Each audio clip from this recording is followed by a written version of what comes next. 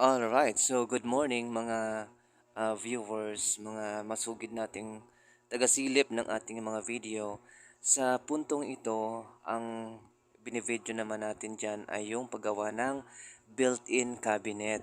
So, kung both rooms merong cube light, of course, both room ay meron ding built-in cabinet. At yung built-in cabinet na yan, talagang magkaparehas na magkaparehas. So si kuya yan nag-skim coat ng mga ng cove light. So para sabi ko kasi dapat pulido, dapat wala akong makikita yung mga guhit-guhit. So kaya talagang ginanyan nila yan. So in-skim coat nila bago nila pininturahan. Tapos nung natapos na yan, talagang sobrang linis. Hindi mo akalain na Hardiflex yung gamit. Tapos yung mga oras na yan, si kuya naman ay nagpipintura. Actually, skim coat yan eh. Ini-skim coat niya yung plywood bago niya pinturahan para at least malinis. Pero yung output talagang sobrang linis, napakaganda. Ganyan kalinis gumawa si Kuya Joel or yung mga tao ni Kuya Joel.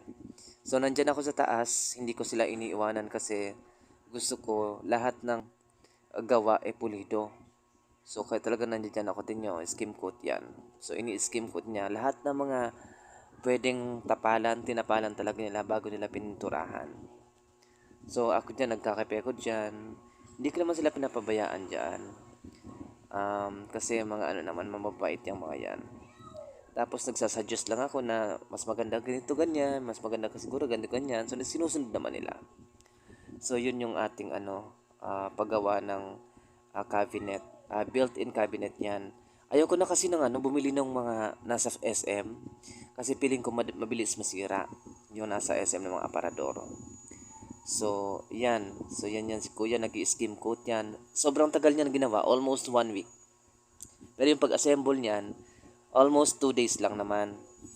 Pero natagalan lang sila sa pag-skim coat, tapos pagpipintura kasi sabi ko nga, dapat pulido. Kasi lifetime mong gagamitin yan eh. So, pabalik-balik yung trabaho. Dapat kapag tapos na. Kaya, tingnan nyo yung pader. Talagang sobrang linis. So, yan. Hindi pa yan tapos kasi ongoing pa nga yan, no? Lahat ng mga ano yan, no? Talagang ini-skim coat yan ni Kuya bago pinturahan. Tapos yan, yan. Yung mga ano na yan, yung mga detailed na ano yan. Ang tawag diyan kasi amba. Di ba? May pagkape pa. Yan. Habang nasa taas ako, nagkakape ko niyan. Si Kuya, para napipilitan na magpintura. Parang gusto magpahinga, hindi makapagpahinga eh. Hindi, ano niya, mabait yan si Kuya. Talagang maayos siya magtrabaho. Pintor talaga yan. Kasi si Kuya Joel hindi siya expert sa pagpipintura. So, kumuha siya ng pintor. So, yun. Tingnan nyo naman. So, first coating yan, right after ma-skim coat ni Kuya, pinagpinturahan niya. Yan yung cabinet ko. So, yung kanina, cabinet ko yon. Ito yung cabinet dito sa maliit na kwarto. So, nung unang video ko, sabi ko, both rooms ay may cove light kasi pag yan nabuo, mamimili ako kung saan ba ako magkukwarto, sa maliit ba o sa master bedroom ba. So, kaya both rooms pinaka-cove light ko. Ang pinaka-purpose ng cove light ko pala mga kapamilya, online viewers, ay para sa pagla-live streaming ko. Kasi nagkukumo ko, nagvo-vlog ako. So, gusto ko kapag nag-live streaming ako at nag-set up na ako sa kwarto ko, meron akong background na yung mataas yung energy, yung magandang lighting. So, ganon kaya siya may cove light. At sa usaping cabinet naman, sa built-in cabinet, kung ano yung ginawa kong cabinet sa master bedroom, yun din ang ginawa kong cabinet sa maliit na room. Kasi again, pag nabuo, sabi ko, mamimili ako kung saan ako magkukwarto. Kaya parehas na parehas sila. Ang pinagkaiba lang niyan ay yung size ng room. Pero kung anong meron sa master bedroom, ganun din meron din sa small room. So ayun, ang kwarto na hindi ko mapipili, ang mag-occupy niyan is yung kapatid ko, yung kakambal ko. Since napili ko master bedroom, so dito siya sa maliit na room.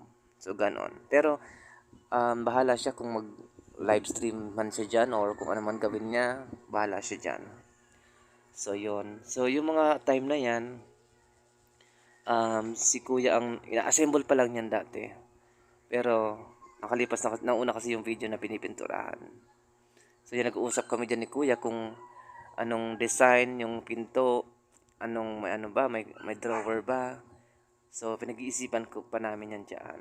Tapos ano sa hangeran, anong gagamitin, so yon. Yan pala si Kuya Jun. Si Kuya Jun na skilled sa sa carpentry. So yon.